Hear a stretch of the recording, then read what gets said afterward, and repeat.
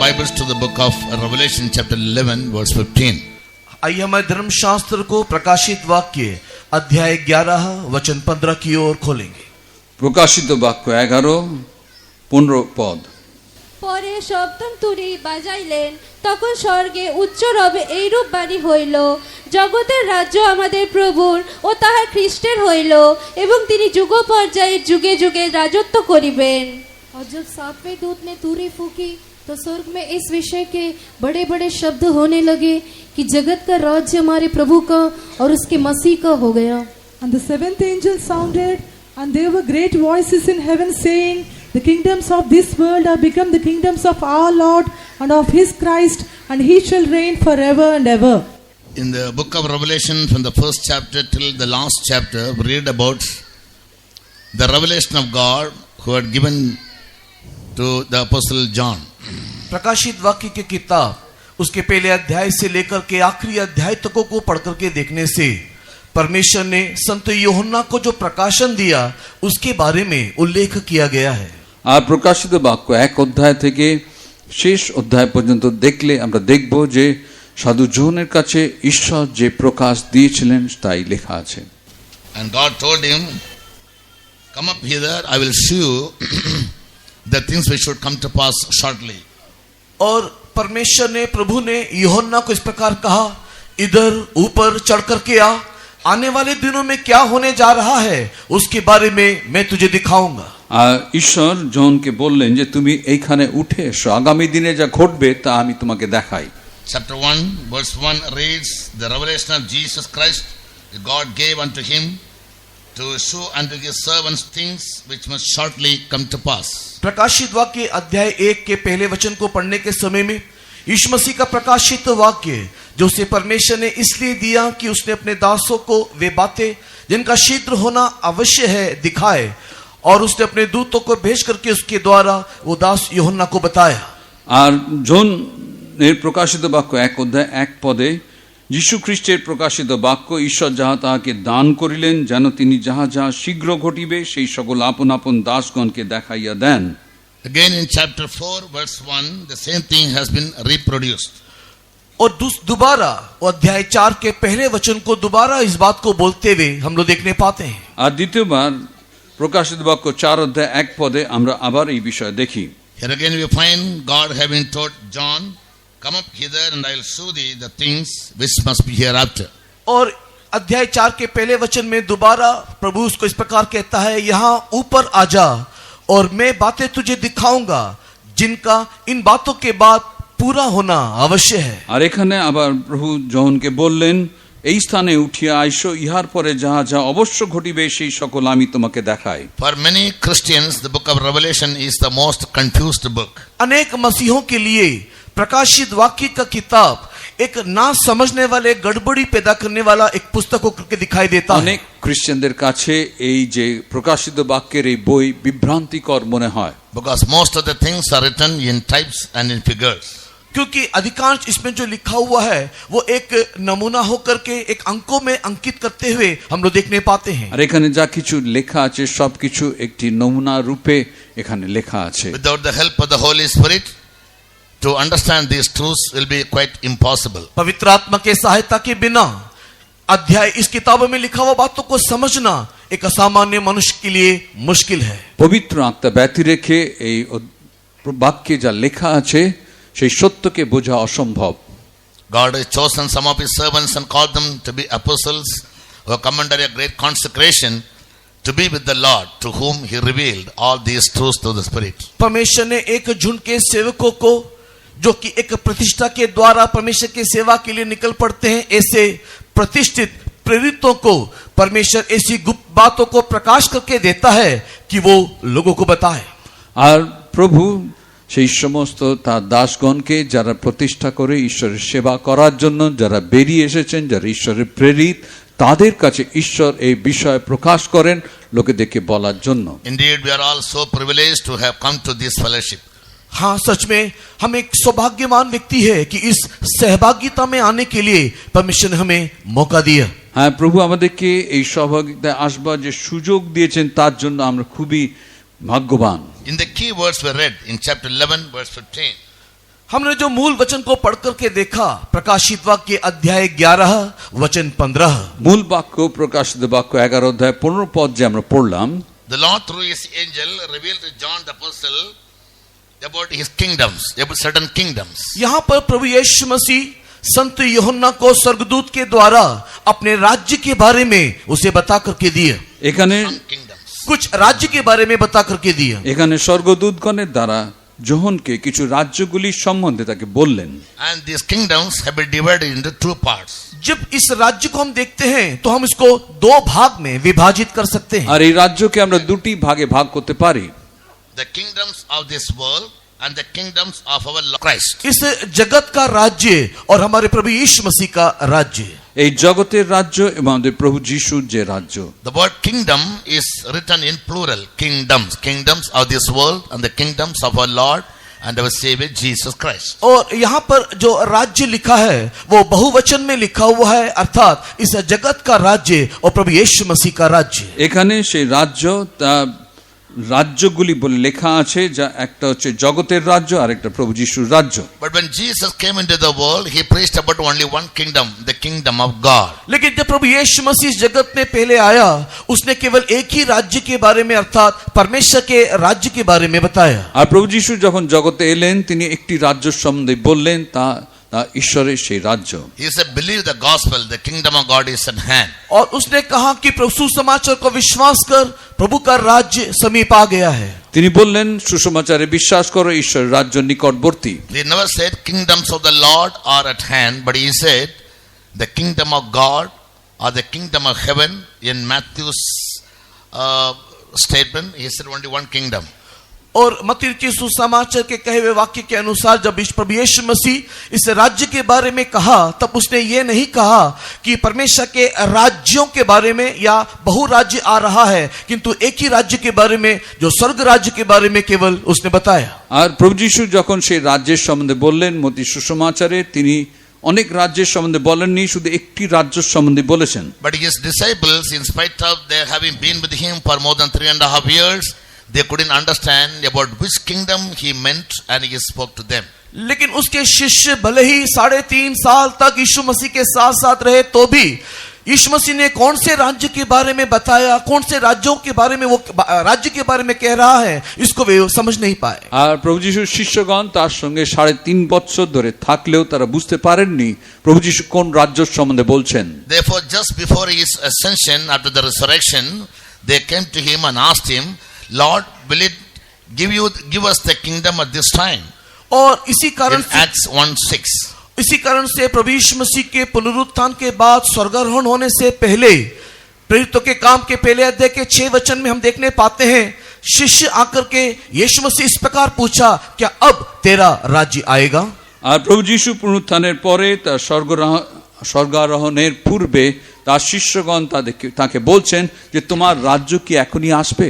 So the disciples understood that when Jesus spoke about his kingdom, they understood that the kingdom of Israel, not or the literal kingdom will be given to them, or they'll be liberated from the bondage of the Romans. जब यीशु मसीह ने परमेश्वर के राज्य के बारे में कहा, तब शिष्यों के समझ के अनुसार उनका समझ यह था कि अब रोमियों के बंधनों से छुटकारा देकर के हमारे राष्ट्र इज़राइल को परमेश्वर छुड़ाएगा और हमें अपना एक राज्य यीशु देगा। আর তাদের শিষ্যগণের জ্ঞান অনুসারে তারা এই কথা ভেবেছিল যে এখন সেই ইসরায়েলের সেই রাজ্য সেই রোমীয়দের হাত থেকে মুক্ত করে তাদেরকে দেবেন। Because they had not received the anointing of the Holy Spirit, they couldn't understand the teachings of Jesus fully. चूंकि वे लोग पवित्र आत्मा के अभिषेक को प्राप्त नहीं किए थे उस समय में, इसी कारण से प्रभु यीशु मसीह ने जो सारी उपदेश और शिक्षा दिया, उन्हें संपूर्ण रीति से वे लोग समझ नहीं पाए। সেই সময় পর্যন্ত তারা পবিত্র আত্মার অভিষেককে পায়নি, সেই কারণে প্রভু যিশু তাদেরকে কি বললেন ঠিকভাবে তারা বুঝতে পারেনি। Therefore Jesus told them, I have yet many more things to share with you, but now if I say, you can't understand. और इसी कारण से प्रभु यीशु मसीह कहता है, और भी बहुत सारी बातें तुम्हें बताने को है, किंतु अभी तुम उसे ना समझोगे। আর যিশু তাকে বলেছিলেন যে আরো অনেক কিছু তোমাদের বলার আছে, কিন্তু এখন তোমরা তা বুঝবে না। But when the Spirit of truth will come, he will reveal all these truths to you. लेकिन जब सत्य का आत्मा आएगा तो वो सत्य की आत्मा ये सारी बातें तुम्हें सिखाएगा। যখন সত্যের আত্মা আসবেন তখন তোমাদেরকে এই সকল বিষয়ে তিনি শিক্ষা দেবেন। So to John he said about kingdoms, the kingdoms of this world and the kingdoms of the Lord and our Savior Jesus. और यहाँ पर संत यूहन्ना को परमेश्वर ने इस प्रकार बता करके दिया है, वो है राज्यों के बारे में, अर्थात इस संसार का राज्य और प्रभु यीशु मसीह का राज्य। আর এখানে ঈশ্বর যোহনকে সেই রাজ্যের সম্বন্ধে বললেন, একটি হচ্ছে ঈশ্বর জগতের রাজ্য আর একটি প্রভু যিশুর সেই রাজ্য। In the word according to human knowledge there are 5 types of kingdoms. मनुष्य के ज्ञान के रीति में इस संसार में 5 प्रकार के राज्य को हम देखने पाते हैं। আর মানুষের জ্ঞান অনুসারে এই পৃথিবীর উপরে 5 ধরনের রাজ্য আমরা দেখি। One is called a monarchical kingdom. एक राज्य, Kingdom being ruled by a king or a queen. और एक ऐसा राज्य जो कि राजाओं के द्वारा या रानियों के द्वारा चलाया जाता हो। এমন রাজ্য যা রাজা রানীরা চালিয়ে থাকেন। Second is called the aristocratic kingdom, a kingdom that's ruled by some elected eminent people. और दूसरे राज्य को एक ऐसा राज्य करके कहा जाता है जहां पर कुछ झुंड के लोगों को, जिनको राज्य करने के लिए चुना गया है, उनके द्वारा किए जाने वाला राज्य भरण राज्य। আরেকটি রাজ্য হচ্ছে কিছু লোককে যারা নির্বাচন করে তারা যে রাজ্য চালায় সেই রাজ্যের সম্বন্ধে। Third kingdom is called an autocratic kingdom. और तीसरा राज्य को ऑटोक्रेटिक किंगडम करके कहा जाता है। তৃতীয় রাজ্য অটোক্র্যাটিক রাজ্য। Autocratic kingdom means a kingdom that's been ruled by one single person who could even be a dictator. और ऑटोक्रेटिक राज्य कहने का अर्थ एक ऐसा राज्य जो एक तानाशाह के द्वारा राज्य किया जाता है। আর এই রাজ্য হচ্ছে একনায়কতন্ত্রের সেই রাজ্য যে একজন সেই রাজ্যকে চালায়। And the fourth type of kingdom is called the democratic kingdom. और चौथा राज्य को गणतंत्र राज्य करके हम देखते हैं। আর চতুর্থ রাজ্য হচ্ছে গণতন্ত্রের সেই রাজ্য। A system of government where the citizens exercise power. और एक ऐसा सरकार जो कि लोगों के द्वारा, चुनाव के द्वारा उसको नियुक्त करते हैं। এমন একটি সরকার যা লোকেরা নির্বাচন করে নিযুক্ত করে। And the subjects of the people will be ruled by their own elected representatives. और जिनको उन्होंने निर्वाचन में चुना है उसके द्वारा ही वे लोग चलाए जाते हैं या उनको उनके ऊपर शासन किया जाता है। যাদেরকে তারা নির্বাচন করেন তাদের দ্বারাই এই রাজ্য চালিত হয়, তাদেরকে শাসন করে। And the fifth type of kingdom is called a theocratic kingdom. और पांचवा राज्य जो है वो थियोक्रेटिक किंगडम या राज्य है। পঞ্চম রাজ্য থিওক্রেটিক সেই রাজ্য। A kingdom that's directly or indirectly through the representatives of God been ruled. और एक ऐसा राज्य जो सीधा सीधा हो या दूसरे रीति से हो, ईश्वर के द्वारा राज्य किए जाने वाला राज्य। এমন রাজ্য যা সোজাসুজি বা অন্য কারোর দ্বারা, ঈশ্বরের দ্বারা সেই রাজ্য তো চালানো হয়। I can give you supportive references from the Bible, but time will be very limited. I don't want to go into elaboration. और इन सारे बातों के विषय में धर्मशास्त्र से मैं आपको वचन दे सकता हूं, लेकिन समय अल्प होने के कारण इन सारों के लिए मेरे पास उपयुक्त समय नहीं है। এই সকল বিষয়গুলির জন্য বাইবেলে বাক্য আছে, সেগুলি বলার জন্য, আপনি ব্যাখ্যা করার জন্য সময় নেই। I'm just giving you only the outline. केवल मैं उसको बाहरी रूपरेखा बता दे रहा हूं। তার একটি রেখা আমি বলি। The theocratic kingdom means God ruling over his people. और थियोक्रेटिक राज्य कहने से ईश्वर जो मनुष्य के ऊपर राजत्व करता है। থিওক্রেটিক রাজ্য বললে যে ঈশ্বর মানুষের উপরে রাজত্ব করেন। In Psalms 103 verse 19 we read God reigning over his people. 103 भजन। और ये 5 राज्य के अलावा এই 5 ধরনের রাজ্য ছাড়াও Bible also speaks about 10 more kingdoms.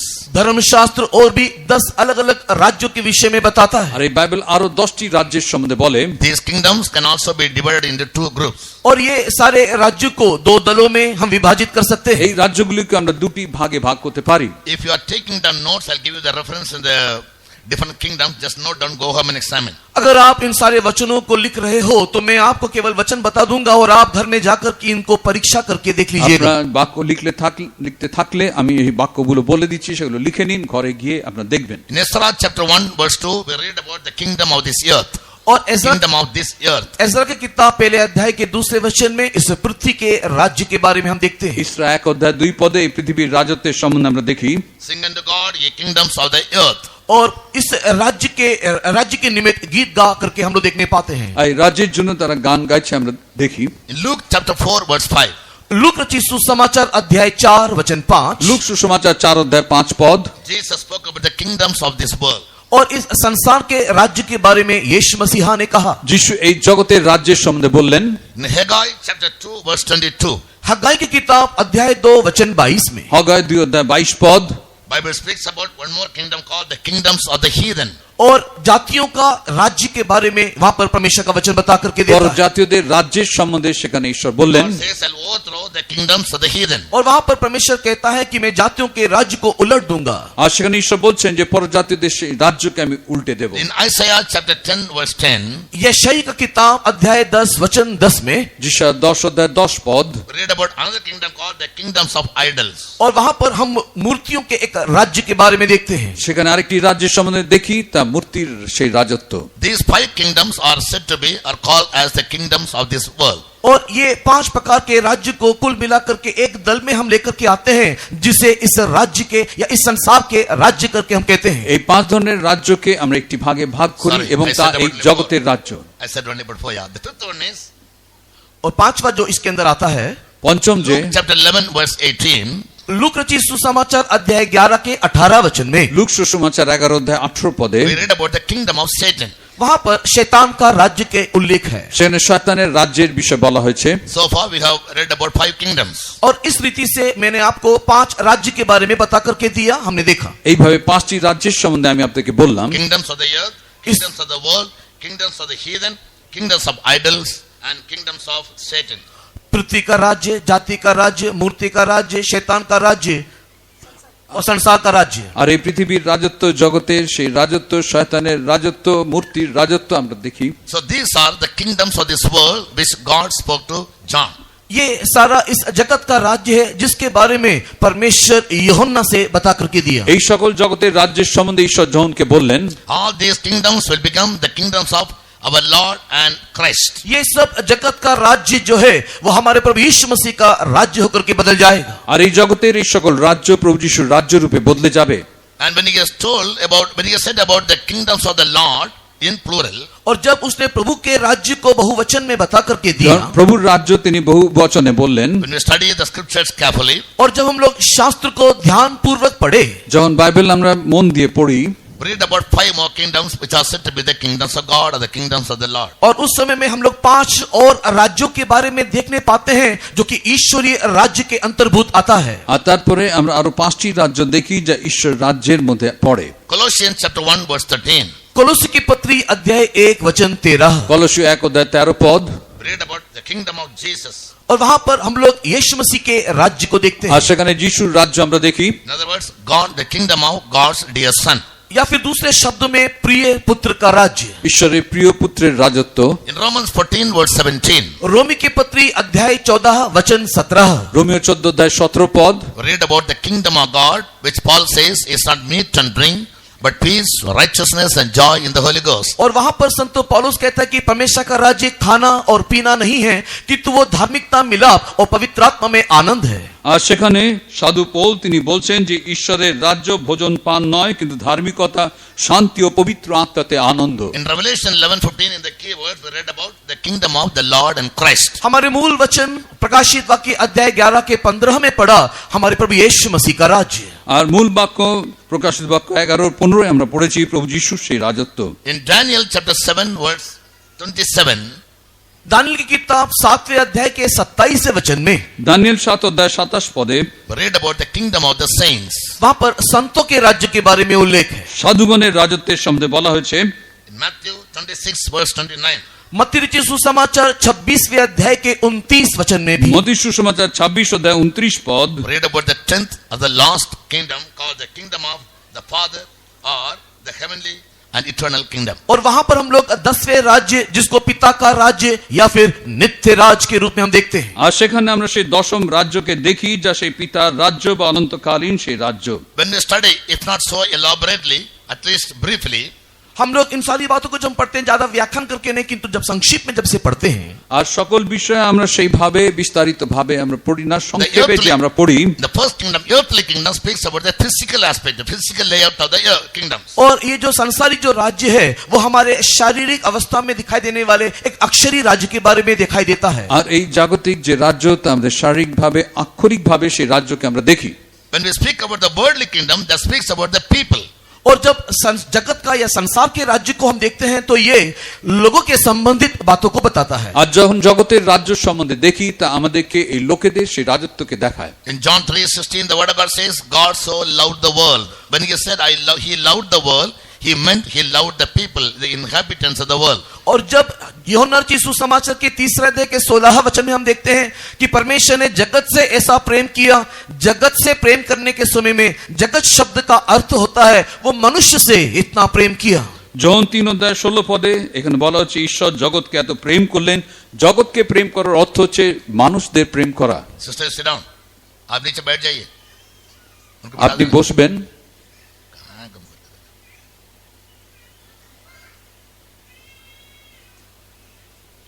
The third kingdom, the kingdom of the heathen, means जातियों का राज्य कहने का अर्थ আর জাতিগণের রাজ্য বলার অর্থ that's a godless kingdom. In those kingdom, God is not directly involved in the ruling. ये एक ऐसा राज्य जिसमें ईश्वरी भक्ति नहीं, जहां पर ईश्वर उनके साथ किसी प्रकार का व्यवहार करता ना हो। এমন রাজ্য যেখানে ঈশ্বরের কোনো রকম কোনো কাজ নেই। Spiritually speaking, आत्मिक तौर से देखने से আত্মিকভাবে দেখলে Matthew 18:15, मत्ती रचित सुसमाचार 18 अध्याय 15 वचन में মথির সুসমাচার 18:15 Jesus said the trespassers in the church are called heathen.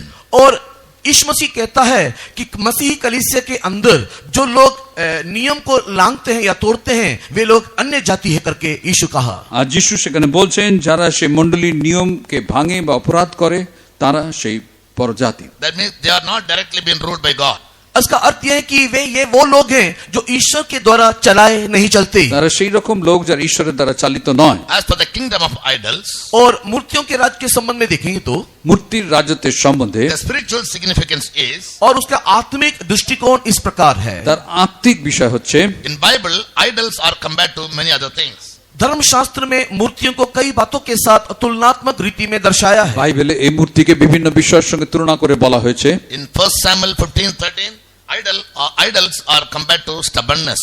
और पहला शमूएल 15 के 13 वचन में ये मूर्ति को हठीला स्वभाव के साथ तुलना किया गया है। প্রথম শামুয়েল 15:13 এই মূর্তিকে আমাদের শক্ত গ্রীবা সেই স্বভাব সঙ্গে তুলনা করা In হয়েছে। Colossians 3:5, कोलोसी की पत्री अध्याय 3 के 5 में কলসীয় 3:5 idol is compared to covetousness. वहां पर मूर्ति को लालच या लोभ के साथ तुलना किया गया সেখানে है। মূর্তিকে লোভের সঙ্গে তুলনা করা হয়েছে। In Ephesians 5:20, एफिसी की पत्री अध्याय 5:20 वचन में ইফিসীয় 5:20 idol is compared to the works of flesh. और शारीरिक कामों के साथ इस मूर्ति को तुलनात्मक रीति में दिखाया गया है। মানসিক কার্যের সঙ্গে মূর্তিকে তুলনা করে দেখানো হয়েছে।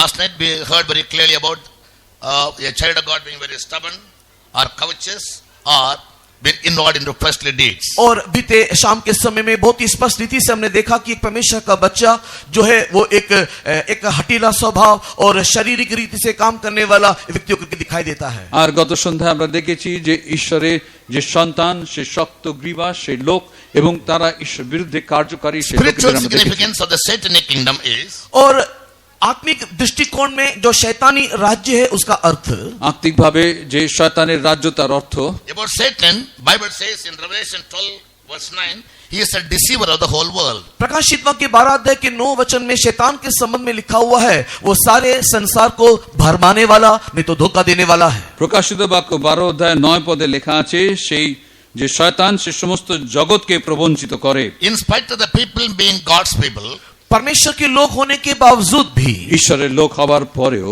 if they have ever fallen into any kind of deception or seduction, अगर वो किसी प्रकार के धोखा में या भरमाए में फंसा हुआ है তারা যদি কোনো রকম ভাবে ঈশ্বরের সেই প্রবঞ্চনার মধ্যে বা ধোঁকাতে they তারা come জড়িয়ে under পড়ে the satanic kingdom. वो उसी समय में उस धोखे या उस भरमाए जाने के बाद शैतानी राज्य में आ जाते हैं। আর তারা সেই সময় শয়তানের রাজ্যের মধ্যে চলে যায়। In 2 Corinthians 4:4, Paul calls Satan as the god of this world. और दूसरा कोरिन्थी अध्याय 4 के 4 वचन में शैतान को संत पौलुस जगत का अधिपति करके संबोधित कर रहा है। আর দ্বিতীয় করিন্থীয় 4:4 পদে সাধু পৌল শয়তানকে বলছেন সে এই জগতের অধিপতি। So in one statement we can conclude all these 5 kingdoms as the kingdoms of this earth or the kingdoms of Satan. और एक शब्दों में हम इन सबको जोड़ के ये कह सकते हैं कि ये संसार का राज्य शैतानी राज्य है। আর আমরা একভাবে সবগুলিকে একত্রিত করে বলতে পারি তা এই জগতে বা শয়তানের সেই রাজত্ব। Once you feel that you are deserted from God, जब आप इस बात को जब इस महसूस करते हैं कि आप परमेश्वर से दूर हो गए हो, যখন আপনি অনুভব করেন ঈশ্বর থেকে আপনি দূরে চলে যাচ্ছেন, directly you come under the domination of the devil with your knowledge or without your knowledge. तुरंत ईश्वर से दूर हो जाने के समय में आप जाने अनजाने उस शैतानी राज्य के अधीनस्थ हो जाते हो। আর যখনই ঈশ্বর থেকে দূরে যান আপনি জানুন বা না জানুন আপনি শয়তানের রাজ্যের মধ্যে চলে যান। In Isaiah chapter 14 verse 6, यशायाह की किताब 16, Isaiah 14:16, यशायाह की किताब 14 अध्याय के 16 वचन को देखने আজ से ঈশায়া 14:16 পদে আমরা দেখি Bible says all these satanic kingdoms are shaky, और ये जितना they are भी movable. ये जितना भी शैतानी राज्य है ये अस्थिर राज्य है, ये हिलने डुलने वाला एक राज्य है। আর এই যত শয়তানের রাজ্য সবকিছু স্থির নয় সেগুলো কম্পমান সেই রাজত্ব। They are shaky and they are movable. और ये हिलने डुलने वाला एक अस्थिर राज्य है। তারা কম্পমান সেই সকল রাজ্য। Luke 4:4 says they are satanic. और लूक रचित सुसमाचार अध्याय 4:4 कहता है ये शैतानी राज्य। আর লুক সুসমাচার 4:4 পদে তা শয়তানের রাজত্ব। Isaiah calls it as a shaking kingdom. यशायाह उसे हिलने डुलने वाला अस्थिर राज्य कहता है। আজ ঈশায়া বলছেন তা কম্পান্বিত এবং বিচলিত সেই রাজ্য। Hebrews 12:27 calls it as movable kingdoms. और इब्रानी की किताब 12 अध्याय में हम उसे एक अस्थिर राज्य करके हम लोग देखने पाते हैं। ইব্রিয় 12:20 আমরা তাকে অস্থির রাজ্য বলে দেখি। So in general we saw kingdoms in 5 ways, in 5 sects. साधारण रीति में हम इन सारे राज्य को 5 रीति में 5 दलों में हम उन्हें देखा। সাধারণভাবে 5টি ভাগে এই রাজ্যগুলিকে আমরা দেখি। In the scriptures these kingdoms are divided into 10 kingdoms. और धर्मशास्त्र में इन सारे राज्यों को 10 राज्यों में विभाजित किया गया আর है। বাইবেলে এই রাজ্যগুলিকে 10টি রাজ্যে ভাগ করা হয়েছে। Thirdly, तीसरा, তৃতীয় when we come to the book of Revelation chapter 17, जब हम लोग प्रकाशित वाक्य के 17वां अध्याय में आते हैं, প্রকাশিত বাক্য 17 অধ্যায় আমরা যখন আসি from verse 9 to 12, 9 वचन से लेकर के 12 तक के वचन को पढ़ने से 9 থেকে 20 পদ we read about 8 empires. वहां पर हम लोग 5 शहंशाह को या बादशाहों को देखने पाते हैं। আর সেখানে আমরা 5 জন সেই সম্রাটকে They are also called as kingdoms.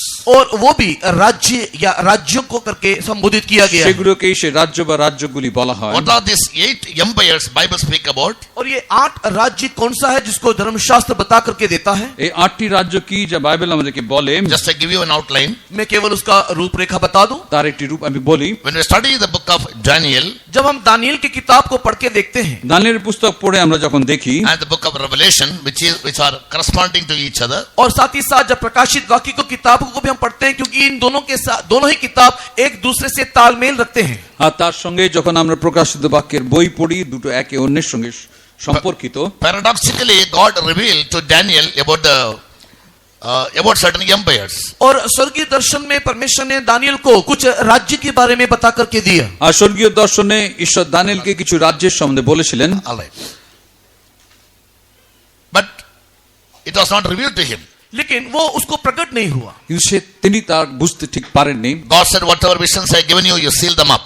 और परमेश्वर ने जो भी कुछ राज्य उसको दिखाया बाद में कहा कि तू उसके ऊपर एक मुद्रा कर दे। ঈশ্বর দর্শনে যে সকল রাজত্ব তিনি দেখালেন তিনি বললেন সেইগুলো মুদ্রাঙ্কিত করো। Yes. But those kingdoms, some kingdoms rose up and they were declined in power.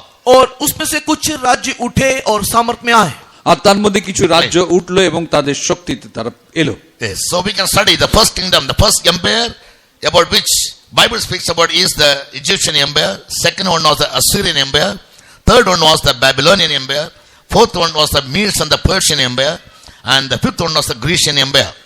और हम लोग इस प्रकार राज्यों के बारे में देखने के समय में सबसे पहला राज्य मिस्री राज्य, और उसके बाद अशूर का राज्य, उसके बाद बाबिलोन राज्य, उसके बाद मादी पारसी राज्य, और उसके बाद यूनानी राज्य आया। আর এই সময় আমরা দেখি যে সবার আগে সেখানে মিশরের সেই রাজত্ব, তারপরে আমরা রোমিয়ন সেই রাজত্ব, মাদি পার্সিয়ার সেই রাজত্ব, অসুরদের সেই রাজত্বকে আমরা দেখি। The next one was the sixth kingdom. और उसके बाद का जो अगला राज्य है वही छठा राज्य है। তারপরে যে রাজ্য তার ষষ্ঠ সেই রাজ্য, When God revealed this vision to John the Apostle, और जब संत यूहन्ना को जो प्रेरित था, जब ये प्रकाशन बता करके दिया, আর সাধু জনকে প্রেরিতকে যখন এই প্রকাশ তিনি দিলেন, the sixth kingdom was in ruling. उस समय में छठा राज्यत्व चल रहा था। আর সেই সময় ষষ্ঠ রাজ্য সে রাজত্ব করছিল। The Roman kingdom was in power. उस समय में रोमन साम्राज्य सत्ता में नहीं तो राज्य करते हुए আর दिखाई दिया। সেই সময় রোমীয় সাম্রাজ্য তার রাজত্ব করছিল। Christ was crucified by the Roman soldiers. मसीह को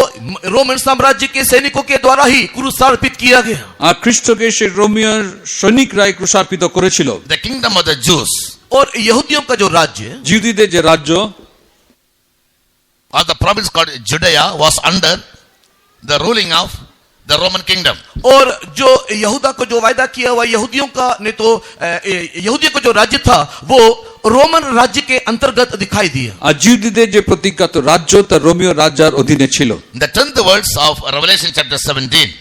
प्रकाशित वाक्य 17 अध्याय के 10 वचन को पढ़ने के समय में প্রকাশিত বাক্য 17:10 যখন আমরা পড়ি, God spoke to John.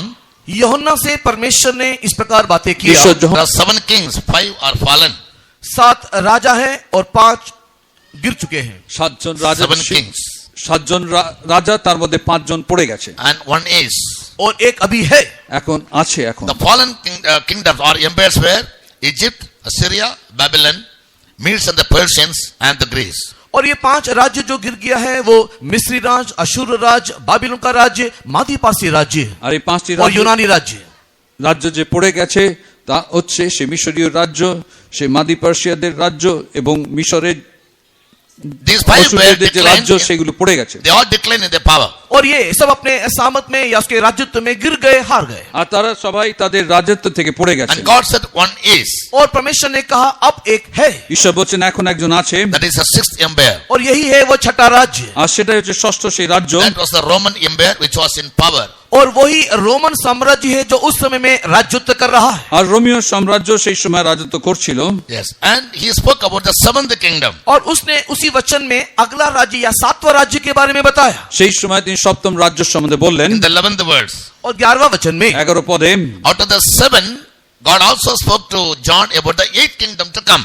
और 7वें राज्य को बताते हुए 8वें राज्य भी आएगा के संबंध में संत यूहन्ना को परमेश्वर ने बता करके আর दिया। সপ্তম রাজ্যের সম্বন্ধে বলার সময় তিনি অষ্টম রাজ্য আসবে এই কথা বলছেন। So the 7th kingdom is to come to power now. वर्तमान 7वां राज्य सामर्थ में आना बाकी है। বর্তমানে সেই সপ্তম রাজ্যকে ক্ষমতায় আসতে When হবে। he comes to power, और जब ये 7वां राज्य आएगा যখন সে ক্ষমতায় আসবে he will rule the world for a short space. वो एक छोटे Verse 10, last part. वो 10वें वचन के आखिरी भागों में पढ़ने के समय में ये 7वां राज्य अस्तित्व में आने के बाद अल्प समय काल के लिए वो राज्यत्व करेगा। আর 10 পদ দেখলে আমরা দেখি এই সপ্তম রাজ্য যখন আসবে সে অল্প সময়ের জন্য রাজত্ব করবে। This 7th kingdom or the 7th empire will be formed by 10 kings. और ये 7वां राज्य 10 राजाओं के द्वारा स्थापित होगा। এই সপ্তম রাজ্য 10 জন রাজা তা স্থাপন করবে। Verse 12 says, और 12 वचन में हम देखते हैं 12 পদে আমরা দেখি, they have never received any kingdom so far.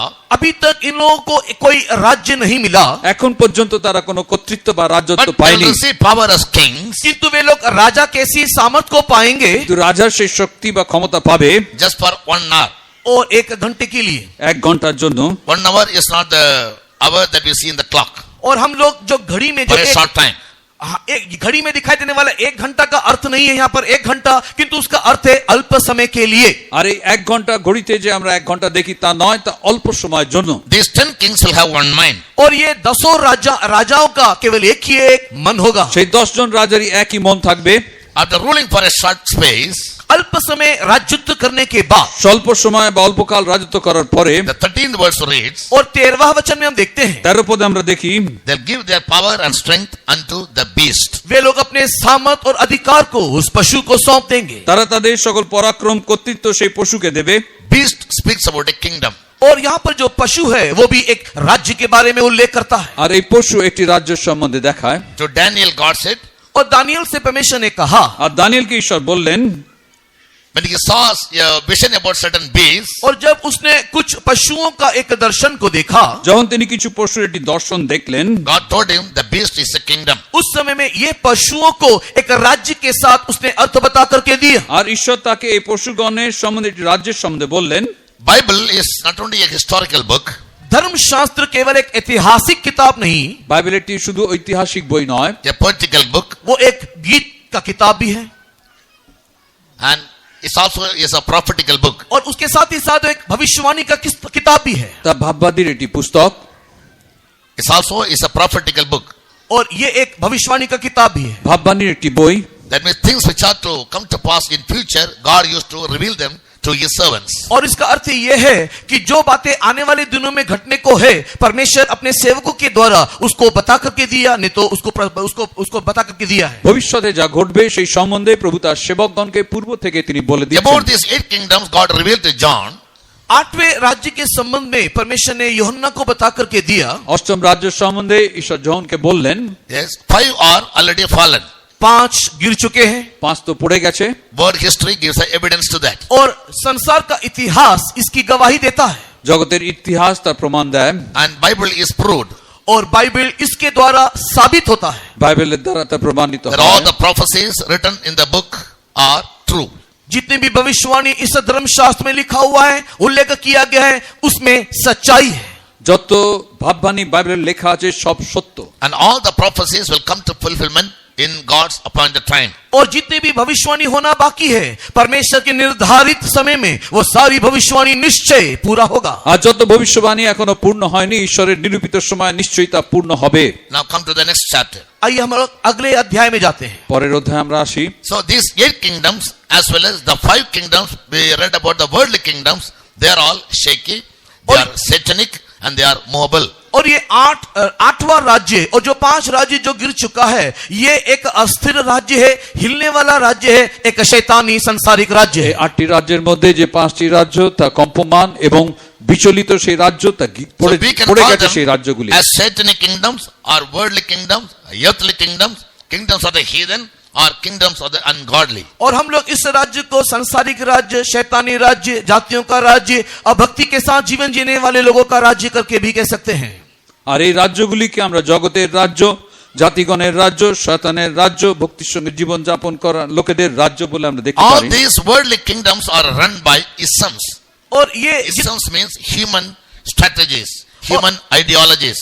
और ये जितना भी जो राज्य जो है, वो सब कुछ एक इसम के द्वारा, इसम कहने का अर्थ है मनुष्य की विचारधाराओं के द्वारा ये राज्यत्व किया जाता है। আর এই সকল রাজ্যগুলি মানুষের চিন্তাধারার দ্বারা চালিত হয়। Yes, we can see, read about many isms in these kingdoms. हम लोग इन राज्यों में अनेक इसम्स को या अनेक विचारधाराओं को देख सकते हैं। আর এই সকল রাজ্যগুলিতে আমরা অনেক মানুষের চিন্তাধারাগুলিকে দেখি। First one is called evolutionism. और उसमें सबसे पहला जो है वो एवोल्यूशनिज्म है या जीव प्रकृति का ज्ञान। আর এভলিউশন মানে পরিবর্তনের সেই বিষয় আমরা দেখি। विकासवाद सिद्धांत, विकासवाद सिद्धांत, विकासवाद सिद्धांत, evolutionism. और ये विकासवाद जो सिद्धांत है। আর বিকশিত হবার বা পরিবর্তিত Second one হবার is সেই জ্ঞান। materialism. और दूसरा है भौतिक सिद्धांत, আর দ্বিতীয় হচ্ছে এই জাগতিক যে জ্ঞান। communism, और तीसरा जो है वो सांप्रदायिक संबंधित जो सिद्धांत है, সমাজতন্ত্রবাদ, साम्यवाद. साम्यवादी सिद्धांत। Fourth one is সমাজতন্ত্র বা সাম্যবাদ। communalism, communalism. और जो अगला जो है वो है सांप्रदायिक के संबंध में दिखाई देने वाला सिद्धांत। আর সাম্প্রদায়িক যে সিদ্ধান্ত। Other is called socialism. और दूसरा है सामाजिक सिद्धांत। আর তারপরে হচ্ছে যে সামাজিক যে সিদ্ধান্ত। ecumenism based on religion. और एकुमेनिज्म जो कि धर्मों के आधारित है, उस प्रकार के एक सिद्धांत। আর ধর্মের উপরে নিরূপণ করে সেই সিদ্ধান্ত। And now this world is advancing in an alarming rate to establish globalism. और वर्तमान के इस संसार को हम लोग वैश्विक रीति में बढ़ते हुए हम लोग देखने पाते हैं। এখন বর্তমান এই জগৎকে যে সবাইকে বিশ্ব সংসার বলে এগিয়ে যাচ্ছে বলে আমরা দেখি। The world that we see today, जो संसार को आज हम देखते हैं, আজ যে জগৎকে আমরা দেখছি it is going to emerge as one world kingdom very soon. ये बहुत ही शीघ्र पूरे संसार का एक राज्य होकर के बदल जाएगा। তা অতি শীঘ্র বিশ্বের একটি রাজ্য রূপে বদলে যাবে। This world will witness 2 kingdoms as well as 2 rulers उस समय में in ये future. उस समय में ये राज्य भविष्य में 2 राजाओं को या 2 शासनकर्ताओं को देखेगा। আর ভবিষ্যতে এই রাজ্য দুটি রাজা বা দুটো শাসনকারী ব্যক্তিকে দেখবে। Now this world is divided into many federal nations and countries.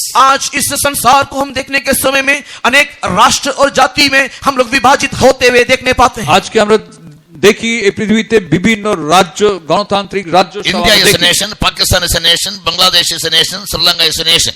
हम लोग देखते हैं कि भारत एक राष्ट्र है, पाकिस्तान एक राष्ट्र है, बांग्लादेश एक राष्ट्र है, श्रीलंका भी एक राष्ट्र है। ভারত একটি রাষ্ট্র, পাকিস্তান একটি রাষ্ট্র, শ্রীলঙ্কা একটি রাষ্ট্র, বাংলাদেশ একটি রাষ্ট্র। They are all ruled by different people. अलग अलग लोगों के द्वारा वो राज्य भरण किया जाता है। ভিন্ন ভিন্ন লোকের দ্বারা সেই রাষ্ট্রগুলি শাসিত হয়। But world leaders for the last 2 centuries are planning to bring all the kingdoms of the world into one empire or one global kingdom. लेकिन पिछले 2 दशकों से विश्व भर के सारे नेताएं पूरे संसार को एक वैश्विक राज्य के अंतर्भुक्त पूरे संसार को एक राजा के अधीन लेकर आने के लिए प्रयत्न, प्रयास और योजना कर रहे हैं। বিগত 2 দশক ধরে আমরা দেখছি যে এই পৃথিবীর সমস্ত লোকেরা, রাজারা তারা চেষ্টা করছে যে সবাইকে একটি বিশ্ব সংসারের একটি রাষ্ট্রের মধ্যে নিয়ে আসতে। Those who have a knowledge about the scriptures, they get to understand this is the fulfillment of the prophecies. और जितने लोग परमेश्वर के वचन के विषय में ज्ञान रखते हैं उनके लिए यह समझ होना चाहिए कि ये सब कुछ जो हो रहा है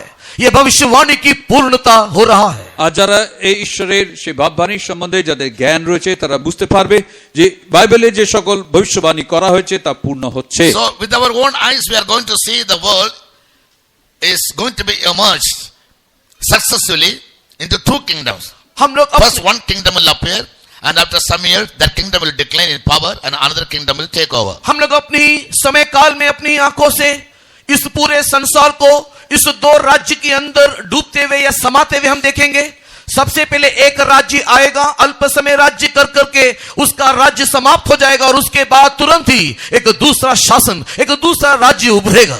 আমরা অল্প সময়ের মধ্যে এর বিষয় দেখতে চলেছি যে 2টি রাজ্য উঠবে, তার মধ্যে একটি রাজ্য অল্পকাল থাকবে, তারপর শেষ হয়ে যাবে, আবার দ্বিতীয় রাজ্য সেই স্থানে উঠবে। But proceeding to these kingdoms coming into power, और इन सारे राज्य को सामर्थ में आने के लिए আর এই সকল से पहले রাজ্য ক্ষমতায় আসার জন্য prior to it, और आने से पहले আসবার ঠিক আগে one miracle has to take place in the world. इस संसार में एक चमत्कार होना है। এই জগতে একটি আশ্চর্য ঘটনা ঘটতে হবে। Most marvelous event has to take place. बहुत ही अद्भुत, बहुत ही चमत्कारिक एक काम इस संसार में इस राज्य आने से पहला होना बाकी है। অতি আশ্চর্য একটি কাজ এই রাজ্য আসবার আগে ঘটবে। That is, Jesus is to come to take away the overcoming saints from the church. और वो चमत्कार ये है कि प्रभु यीशु मसीह जयवंत कलीसिया को और उनके लोगों को लेने के लिए वो दोबारा आएगा। আর সেই আশ্চর্য কাজ হচ্ছে প্রভু যীশু তিনি দ্বিতীয়বার আসবেন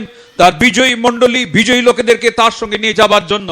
In the book of Matthew chapter 24, मत्ती सुसमाचार अध्याय 24 में মత్తী সুসমাচার 24 অধ্যায় from the beginning when we read, जब लोग आरंभ से उस अध्याय को पढ़ते हैं শুরু থেকে পড়লে the disciples of Jesus one day came to him and asked him, और एक बार यीशु मसीह के शिष्य प्रभु यीशु मसीह के पास आकर के इस प्रकार सवाल पूछा। প্রভু যীশুর শিষ্য এসে তাকে প্রশ্ন করলেন,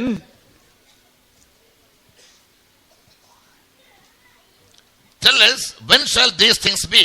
और तीसरे वचन में वो कहता है कि हमें ये बता दे कि ये बातें कब होगी আর তিনি প্রভু যীশুকে বলছেন কখন এই সব ঘটবে, What shall be the sign of their coming और तेरे आने का जगत के अंत का चिन्ह क्या होगा, তোমার আসার চিহ্ন কি হবে, and at the end of the world? इस जगत के अंत का चिन्ह क्या এই होगा। জগতের শেষের চিহ্ন কি হবে। Because Jesus had been telling them, for a while I will be with you, क्योंकि प्रभु यीशु मसीह उनसे ये कहते आया है कि अल्प समय के लिए मैं तुम्हारे साथ हूँ। যীশু তাদেরকে বলছেন যে আমি অল্প সময়ের জন্য তোমাদের সঙ্গে আছি। I will have to bear the sin of the whole world and die on the cross and give my life a ransom for the sins of the whole world. सारे मानव जाति के पापों के लिए प्रायश्चित होने के निमित्त मेरे जीवन को मुझे कलवरी क्रूस पर चढ़ाना है। সকল মানব জাতির পাপের প্রায়শ্চিত্তের জন্য আমাকে সেই কালভারি ক্রুশে ক্রুশার্পিত হতে হবে। However, on the third day I'll rise again. लेकिन कुछ भी होने से भी मैं तीसरे दिन जी उठूंगा তৃতীয় দিন আমি আবার উঠব, I'll go to my Father. और उसके बाद मैं अपने पिता के पास जाऊंगा। আমার পিতার কাছে যাব, I'll prepare a place for you. मैं तुम्हारे लिए एक स्थान प्रस्तुत करूंगा আমি তোমাদের জন্য একটি স্থান প্রস্তুত করব। Once the place is prepared, I'll come again. और एक बार जब वो स्थान प्रस्तुत हो जाए मैं दोबारा आऊंगा আবার সেই স্থান প্রস্তুত হলে আবার আমি তোমাদের কাছে আসব, I'll come to take you all away with me, और मैं तुम सबको मेरे साथ लेकर के जाऊंगा তোমাদের সবাইকে আমার সঙ্গে নিয়ে যাব, that where I am, there you also may be. ताकि जहां पर मैं हूं वहां पर तुम भी मेरे साथ रहो। যেখানে আমি আছি সেখানেও তোমরা সবাই থাকবে। Therefore, let not your heart be troubled. In John chapter 14 verse 1. इसी कारण से यूहन्ना रचित सुसमाचार के 14 अध्याय के पहला वचन में यीशु मसीह कहता है तुम्हारा मन व्याकुल ना हो। हो। আর সেই জন্য জন সুসমাচার 14 অধ্যায় প্রভু যীশু এক পদে বলছেন তোমাদের হৃদয় উদ্বিগ্ন না হোক। That is a lively hope that Jesus has given to his people in the church. और यही वो जीवित आशा है जो प्रभु यीशु मसीह ने अपने कलीसिया को, अपने लोगों को दिया है। এই জীবন্ত আশা যা প্রভু যীশু তার মণ্ডলীকে দিয়েছেন About his coming, और उसके आगमन के संबंध में তার আগমন সম্বন্ধে from verse 38 down he said, और 38 वचन से नीचे पढ़ते हुए sorry, देखेंगे, from 36.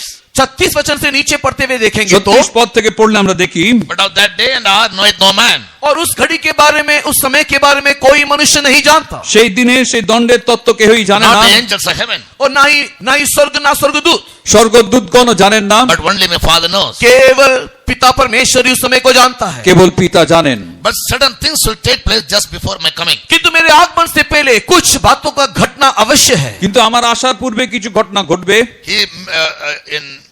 Mainly he said about 7 signs which are to take place just before the coming of the Lord. खास तौर से अगर हम इन सारी बातों को देखेंगे तो प्रभु यीशु मसीह के आगमन से पहले 7 प्रकार की बातें इन संसार में घटेगा। বিশেষ করে সেই ঘটনাগুলি দেখলে আমরা দেখব যে প্রভু যিশুর আগমনের পূর্বে 7টি চিহ্ন এই জগতে ঘটবে। Fourth verse, he spoke about deception.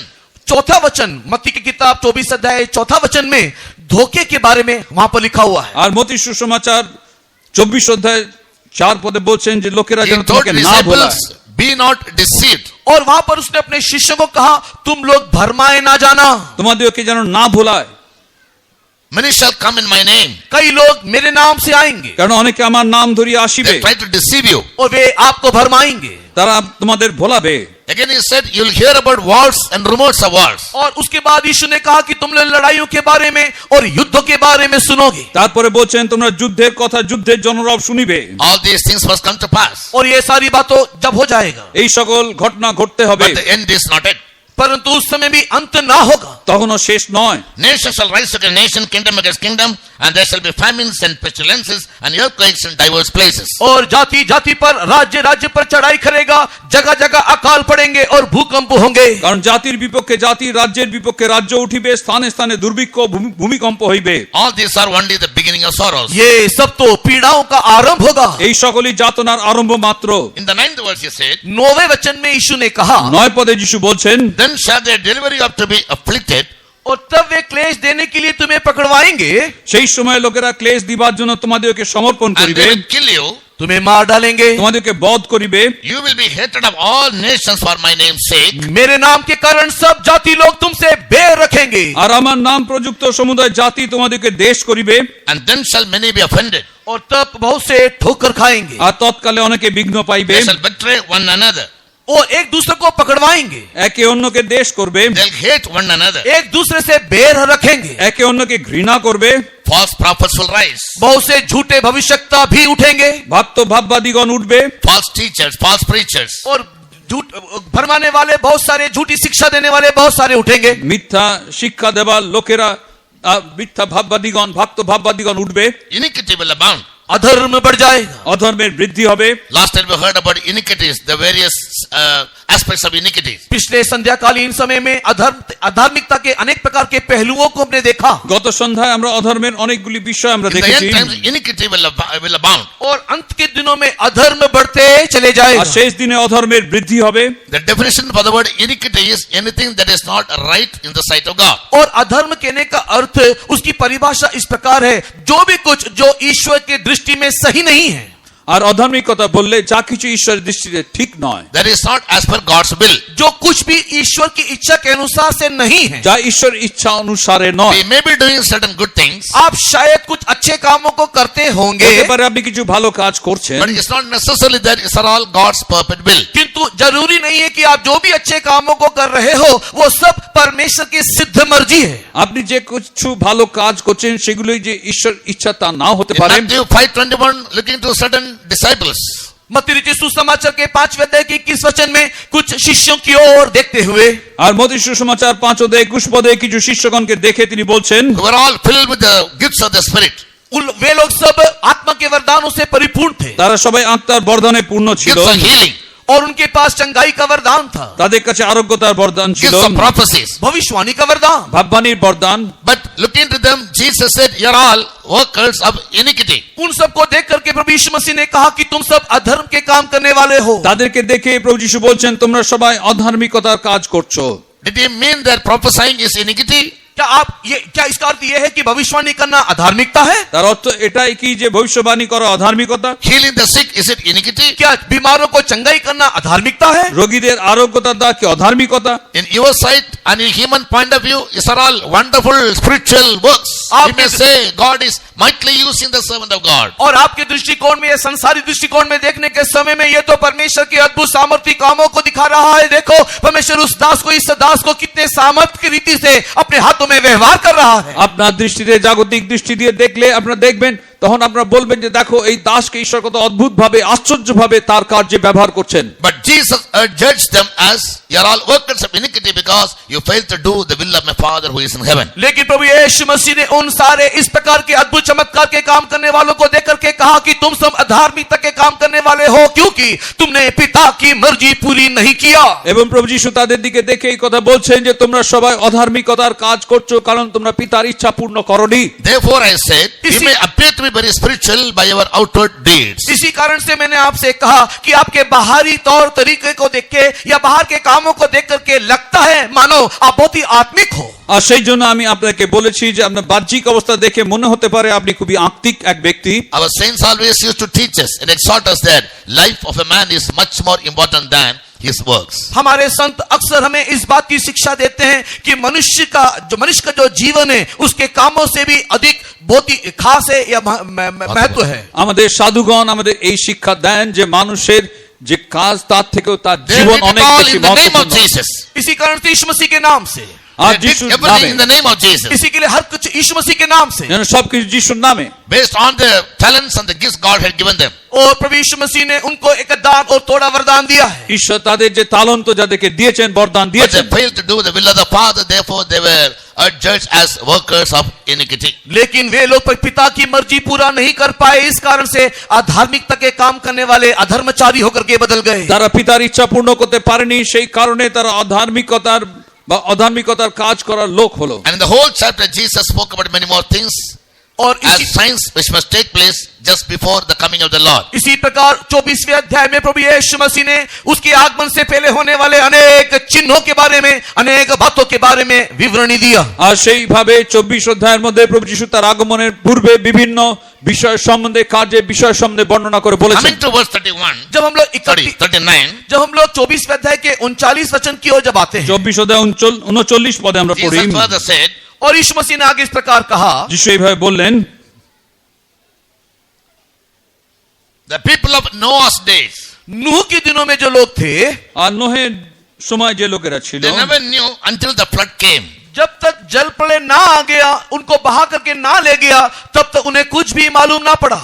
যতক্ষণ না বন্যা এসে তাদের ভাসিয়ে নিয়ে গেল তারা কিছুই বুঝলো না। So shall also be the coming of the Lord Jesus Christ. वैसे ही मनुष्य के पुत्र का आना भी होगा।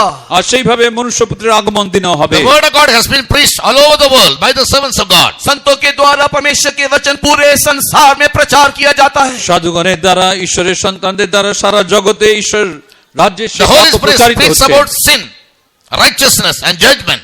और वे लोग पाप के बारे में, धार्मिकता के बारे में प्रचार करते हैं। তারা পাপ, Holy Spirit ধার্মিকতা এবং पवित्र आत्मा धार्मिकता के बारे में, पाप के बारे में उन्हें बता करके देता है। পবিত্র আত্মা ধার্মিকতা ও পাপের সম্বন্ধে, বিচারের সম্বন্ধে বলছেন। We speak many times about the judgment of God. हम लोग कई बार ईश्वर के न्याय के बारे में बातें करते हैं। আমরা অনেকবার ঈশ্বরের বিচার সম্বন্ধে বলি। People are not able to understand these truths. ये सारी सच्चाइयों को लोग समझ नहीं पाते। এই সকল সত্য লোকেরা বোঝে না। They lightly esteem the word of God. परमेश्वर के वचन को बहुत ही हल्का करके लेते हैं। ঈশ্বর বাক্য খুব লঘুভাবে গ্রহণ Further করে। Jesus said, यीशु मसीह आगे कहता है, আর যিশু শেষে বলছেন, then shall two be in one bed.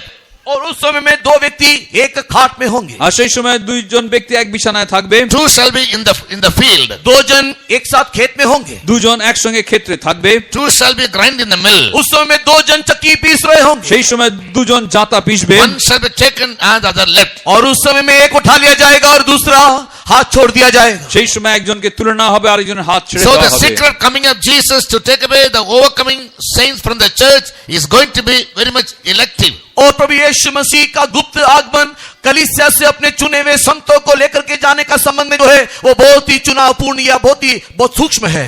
আর সেই সময় প্রভু যিশুর আগমনে যারা উত্থাপিত হবেন তারা খুবই সেই মনোনীত সেই Though ব্যক্তিগণ we are all তারা হবেন। saved and baptized and are anointed by the Holy Ghost, हम लोग सब उद्धार पाए हैं, पवित्र आत्मा के अभिषेक के द्वारा एक अभिषेक को भी हमने पाया है। আমরা পরিত্রাণ পেয়েছি, জলবাষ্প নিয়েছি, আত্মার অভিষেক আমরা পেয়েছি। filled with graces and talents हम and gifts. लोग अनुग्रह से अनेक वरदानों से दानों से परिपूर्ण भी है। ঈশ্বর অনুগ্রহে অনেক বরদান আমরা পেয়েছি।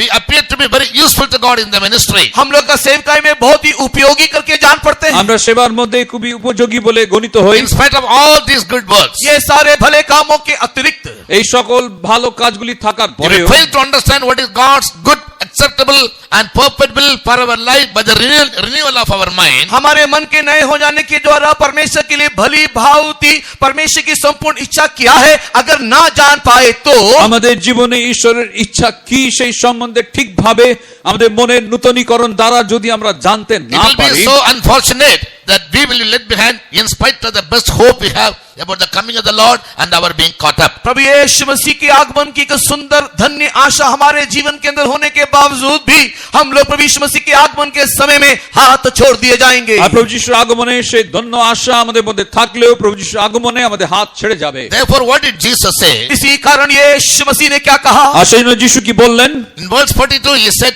watch therefore. इसी कारण से 42 वचन में यीशु मसीह कहता है इसके लिए तुम जागते रहो 42 পদে বলছেন তোমরা জাগিয়া থাকো, For you know not what hour your Lord will come. क्योंकि तुम नहीं जानते कि तुम्हारा प्रभु किस दिन आएगा। কেননা তোমাদের প্রভু কোন দিন আসিবেন তোমরা তাহা জানো না। The next verse he says, he might come like a thief. और अगला वचन कहता है कि वो एक चोर के समान आएगा। পরের পদে বলছেন তিনি চোরের ন্যায় আসবেন। Therefore, in 44th verse he says, be ye ready. इसी कारण से 44 वचन में यीशु मसीह कहता है इसलिए तुम तैयार रहो। আর 44 পদে প্রভু যিশু বলছেন তোমরা প্রস্তুত থাকো। In the 46th verse he speaks about the third thing. और तीसरा विषय को 46 वचन में यीशु मसीह बोल रहा है। 46 পদে তৃতীয় বিষয় প্রভু যিশু বলছেন, He said, blessed is the servant whom his Lord when he comes shall find so doing. और वो इस प्रकार कहता है धन्य है वो दास जिसका स्वामी आकर के ऐसा ही करता पाए। ধন্য সেই দাস যাহাকে তাহার প্রভু আসিয়া সেই রূপ করিতে দেখিবেন। So when we study these three things more particularly, जब हम इन तीन ही बातों को बहुत ही ध्यान से पढ़े যখন এই বিষয়ে আমরা খুব মন দিয়ে পড়ি, for you and I who are hoping for Jesus to come and to take us all away to his kingdom, हम जो उसके आगमन में उठा लिए जाने की आशा में दिखाई दे रहे আমরা हैं যারা তার আগমনে উত্থাপিত হবার সেই আশার সঙ্গে রয়েছি, we need to be very, very watchful in life. हमारे जीवन में हमें चाहिए कि हम बहुत ही जागृत रहे। আমাদের জীবনে আমাদের জেগে থাকতে হবে। Watchful doesn't mean you should never sleep. जागते रहने का अर्थ ये नहीं कि आप कभी सोना ही नहीं। জেগে থাকার অর্থ এটা নয় যে আপনি কখনো ঘুমাবেন না। In your mind, you must always be very, very conscious. Any moment, my Jesus can come. और इस जागते रहने का अर्थ यह है कि आपके मन मस्तिष्क में आप हमेशा सतर्क रहना चाहिए कि किसी भी घड़ी प्रभु यीशु का आगमन हो जाएगा। আপনার মনে সর্বদা আপনি খুব সাবধান থাকবেন, সতর্ক থাকবেন, যে কোনো মুহূর্তে আমার যিশুর আগমন হয়ে যাবে। The word watchfulness also means to hear the voice of God. जागते रहने का और एक अर्थ है ईश्वर की आवाज सुनना। জেগে থাকার আরেকটি অর্থ ঈশ্বরের রবকে শোনা। Habakkuk says in his book in chapter 2 verse 1, हबक्कुक दूसरे अध्याय के पहले वचन में हबक्कुक इस प्रकार लिखता है হাবাকুক 2 অধ্যায় 1 পদে হাবাকুক বলছেন, I will go and sit in the watchtower. मैं जाऊंगा और उससे गुम्मट में जाकर मैं बैठूंगा। আমি যাব সেই স্থানে গিয়ে আমি অপেক্ষায় থাকবো। I will wait to hear what he speaks to me. वो मुझसे क्या कहता है उसको सुनने के लिए मैं बाट जोहूंगा। তিনি আমাকে কি বলবেন সে কথা শোনার অপেক্ষা আমি থাকবো। Many people, they misunderstand the word called prayer. कई लोग प्रार्थना क्या है इसको गलत समझते हैं। অনেকে প্রার্থনা কি সেই বিষয়ে ভুল ধারণা রয়েছে। For most of us, prayer means going to God. Go to the presence of God with a big list of demands. कई लोग सोचते हैं कि प्रार्थना करने का अर्थ ये है कि परमेश्वर के सम्मुख में एक मांग की बड़ी सूची लेकर के उसके सम्मुख में जाकर के बैठना। অনেক লোক এই কথা ভাবেন যে প্রার্থনা করার অর্থ হচ্ছে যে তার সম্মুখে অনেক বড় আমাদের সেই চাহিদা সূচিগুলি নিয়ে যাব। But prayer is, of course, asking God any of our need. हाँ, एक तरफ से देखा जाए प्रार्थना हमारी जरूरतों को मांगना तो है ही है। একদিকে দেখলে প্রার্থনা তো আমাদের আবশ্যকতাগুলিকে চাওয়ার একটি বিষয়। But being watchful means waiting in the presence of God to hear him as to what does he say. लेकिन जागते रहने का अर्थ यह है कि प्रार्थना में हम परमेश्वर के सम्मुख में इसके लिए बाट जो है कि वो हमसे क्या कहता है उसको हम लोग सुने। আর সেই জেগে থাকার অর্থ হচ্ছে যে আমাদের প্রার্থনায় আমরা ঈশ্বরের কাছে যাই এবং আমরা জেগে থাকি তিনি আমাদেরকে কি বলছেন You সেটা all শোনার may be জন্য। praying over the years ever since you were saved. जब से आप उद्धार पाए तब से लेकर के आप कितने ही सालों से प्रार्थना करते चले आ रहे हो। যবে থেকে পরিত্রাণ পেয়েছেন তখন থেকে অনেক বছর ধরে আপনি প্রার্থনা করে যাচ্ছেন। But if I ask you one question, how many of you have ever heard the voice of God at least once?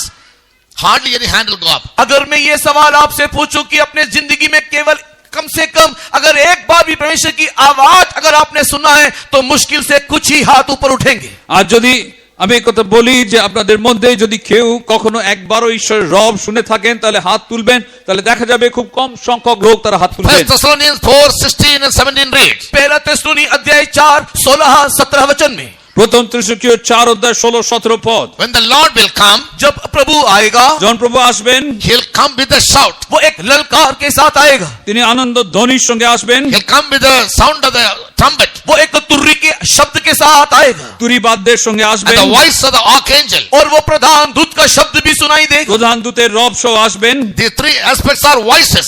और ये तीनों ही पहलुओं को देखने से यहाँ तीनों ही जगह एक आवाज एक शब्द सुनाई दे रहा এই है। তিনটি বিষয় আমরা দেখি যে এটি রব এটি শব্দ শোনা Praying যাচ্ছে। alone is not enough.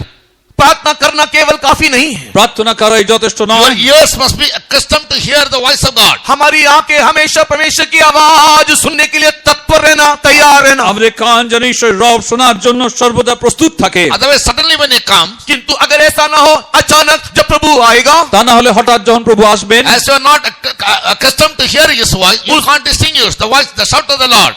अगर आपको परमेश्वर की आवाज सुनने का आदि नहीं है, अभ्यास नहीं है, तो उसकी ललकार के शब्द को आप समझ नहीं पाओगे, जान नहीं पाओगे। যদি ঈশ্বরের রবকে শোনার অভ্যাস আপনার না থাকে তাহলে তার সেই So তুরি বাদ্য আপনি শুনতে পাবেন না। Change your style of prayer from now on. इसके लिए अब से लेकर के आपकी प्रार्थना का तरीका बदल डालो। এখন থেকে আপনার প্রার্থনা সেই অবস্থাকে বদলে ফেলুন। In John 10 chapter, Jesus said, I am the good shepherd, I lay down my life for my sheep. My sheep will hear my voice and they will follow me. यूहन्ना की सुसमाचार के 10 अध्याय में प्रभु यीशु मसीह कहता है कि मैं अच्छा चरवाहा हूं और मैं अच्छा चरवाहा अपने भेड़ों के लिए अपना जान देता हूं और मेरा भेड़े मेरी आवाज सुनती है। জন সুসমাচার 10 অধ্যায় প্রভু যীশু বলছেন যে আমার মেষেরা আমার রব শোনে, আমি তাদের জন্য আমার To জীবন hear প্রদান the করি। voice of God, you must wait in the presence of God with the prayers, saying, Lord, speak to me, your servant will hear. और हम लोग परमेश्वर के सम्मुख में उसकी आवाज सुनने के लिए बाट जोना चाहिए और ये कहना चाहिए कि हे प्रभु तू मुझसे बात कर, तेरा दास सुनता है। আর ঈশ্বরের সান্নিধ্যে আমরা অপেক্ষা থেকে প্রভুকে বলি, প্রভু তুমি আমার সঙ্গে কথা বলো, তোমার Secondly, দাস Jesus শুনছে। said, be ready. और अगला प्रभु यीशु मसीह ने कहा तैयार रहो। তারপরে প্রভু যীশু বলছেন তোমরা প্রস্তুত থাকো। We hear this word, be ready, 1 million times. और हम लोग इस तैयार रहो शब्द को कई बार कई बिलियन बार हमने सुना होगा। আর এই তোমরা প্রস্তুত থাকো লাখ লাখ বার আমরা তা শুনেছি। But how to be ready? We are very much ignorant about it. सैकड़ों बार तैयार रहो शब्द सुनने के बावजूद भी कैसे तैयार होना है इस बात से हम अज्ञान हैं। আমাদের প্রস্তুত থাকো এই কথা বারবার শোনার পরও কিভাবে প্রস্তুত হব In আমরা জানি না। Revelation chapter 19 verse 8, प्रकाशित वाक्य 19वां अध्याय का 8 वचन, প্রকাশিত বাক্য 19 অধ্যায় 8 in পদ, verse 7 and 8, 7 और 8 वचन में 7 ও 8 পদে we hear about this coming of the Lord Jesus. वहां पर प्रभु यीशु के आगमन के संबंधित बात को देखते हैं। প্রভু যীশু আগমনের বিষয় সেখানে আমরা দেখি। He is going to come to take away his saints. और वो आएगा और अपने संतों को उठा ले जाएगा। তিনি আসবেন তার সাধুগণকে তুলে নিয়ে যাবেন। Those overcoming saints are compared to your wife. वहां पर जयवंत संतों को एक पत्नी के साथ तुलनात्मक रीति में बताया गया। আর সেখানে বিজয়ী সাধুগণকে তার ভার্যার সঙ্গে তুলনা করা Behold, হয়েছে। the marriage of the Lamb has come. देखो मेमने के विवाह का समय आ पहुंचा। দেখো মেষশাবকের বিবাহ দিন উপস্থিত। His wife has made herself ready. उसकी पत्नी ने अपने आप को तैयार कर लिया है। তাহার ভার্যা আপনাকে প্রস্তুত করিল। Why the church or the New Testament church is compared to your wife? क्यों एक नए नियम की कलीसिया को पत्नी के साथ तुलना किया गया? নূতন নিয়মে মণ্ডলীকে ভার্যার সঙ্গে তুলনা করা হয়েছে। In Ephesians chapter 5, in the last words of 30 and down, और एफिसी की किताब 5 अध्याय 30 वचन से नीचे पढ़ के देखेंगे तो এফেসীয় 5 অধ্যায় 30 পদের নিচে পড়লে আমরা দেখব Jesus said, यीशु मसीह ने कहा যিশু বলছেন husbands must love their wives और पति अपनी पत्नियों को प्रेम करना चाहिए স্বামী তার স্ত্রীদের প্রেম করবে and they must nourish and cherish them. और उनका पालन पोषण करना चाहिए তাদের লালন পালন করবে Your wife is a person who is being nourished and cherished by her husband. और एक पत्नी बोलने से एक ऐसा व्यक्ति जो अपने पति के द्वारा लालन पालन या परवरिश किया जाता है আর স্ত্রী বললে এমন একজন যাকে তার স্বামী লালন পালন করেন To Timothy, Paul wrote, Timothy को पवित्र पौलुस लिखते हुए তিমোথীকে সাধু পৌল লিখছেন the New Testament church must be nourished up in good doctrine and in the truth. और नए नियम के कलीसियों को अच्छे उपदेश और सच्चाइयों के द्वारा पोषित किया जाना चाहिए নূতন নিয়মে মণ্ডলীকে উত্তম উপদেশ এবং সত্যের দ্বারা লালন পালন করতে হবে Therefore, we teach you the truth. इसी कारण से हम आपको सच्चाई सिखाते हैं সেই কারণে আমরা আপনাদেরকে We সত্যের teach you শিক্ষা the দিই deeper truths. हम लोग आपको गहरी सच्चाई बताते हैं গভীর সত্য আপনাদের শিক্ষা দিই How can you get yourself ready to meet Jesus? कैसे आप प्रभु यीशु मसीह से जा मुलाकात करने के लिए तैयार हो सकते हो কিভাবে আপনি প্রভু যিশুর সঙ্গে সাক্ষাৎ করতে প্রস্তুত হতে পারেন You got to come under the truth that you are the wife of Jesus, being nourished up in the doctrines and in the truth. आप लोग एक इस प्रकार की एक अवस्था में आना चाहिए जहां पर आप प्रभु यीशु मसीह की पत्नी बनते हुए उसके सच्चाई और सिद्धांतों के द्वारा पोषित किया जाए আপনাদেরকে সেই অবস্থায় আসতে হবে খ্রিস্টের ভার্যা হতে হবে এবং আপনাকে তার বাক্যের দ্বারা তার উপদেশের দ্বারা সত্যের দ্বারা আপনাকে লালন পালন The marriage of the Lamb has come. Be glad and rejoice. मेमने के विवाह का समय आ पहुंचा है इसके लिए आओ आनंदित और मग्न हो जाए মেষশাবকের বিবাহ দিন উপস্থিত সেই জন্য তোমরা আনন্দ করো উল্লাসিত In হও other words, the secret coming of Jesus is at hand. इस दूसरे शब्दों में कहने के समय में प्रभु यीशु मसीह का गुप्त आगमन बहुत ही समीप आ पहुंचा অন্যভাবে বললে প্রভু যিশুর গুপ্ত আগমন নিকটবর্তী To the lost of the seven churches in chapter 2 and 3 of Revelation. प्रकाशित वाक्य के तीसरे अध्याय और दूसरे अध्याय और तीसरे अध्याय में आखिरी के 7 मंडली ने तो कलीसियाओं को আর প্রকাশিত বাক্য 2 ও 3 অধ্যায় শেষ সময় সেই সাতটি মণ্ডলীর সম্বন্ধে আমরা দেখি To the seventh church at Laodicea, Jesus said, Behold, I am at the door. 7वें कलीसिया लाउदिकिया कलीसिया से प्रभु यीशु मसीह इस प्रकार कहता है देखो मैं द्वार पर खड़ा हुआ हूं সপ্তম মণ্ডলী লাউদিকীয় মণ্ডলীকে যিশু বলছেন দেখো আমি দ্বারে দাঁড়িয়ে আছি All these years we have been hearing about the soon coming of Jesus. हम लोग इतने दिनों से यीशु के शीघ्र आगमन के संबंध में सुन रहे हैं আমরা এতদিন ধরে প্রভু যিশু শীঘ্র আসছেন আমরা শুনছি But now on we must change our attitude. अभी हमारे सोचने का विचारधारा को बदल देना चाहिए আমাদের চিন্তা ভাবনার কিন্তু বদল হয়নি Jesus is not coming soon. अभी यीशु शीघ्र नहीं आ रहा যিশু শীঘ্র আসছেন He is not coming even. अभी वो आ नहीं रहा এখন তিনি আসছেন এমন নয় But God's word says He is at the door waiting to knock. लेकिन परमेश्वर का वचन कहते हैं कि देखो वो द्वार पर खड़ा हुआ है